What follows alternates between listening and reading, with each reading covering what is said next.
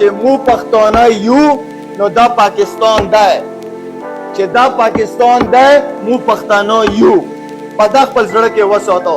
کومې طریقې نه تاسو پولیس اف سی آرمی سپورټ کړو دغه باندې زه تاسو ته ټوله ډیره شکریا ادا کوم. ان شاء الله مو مل کې ټول مل کې دغه علاقې کې به امن دې پاره کار کوو.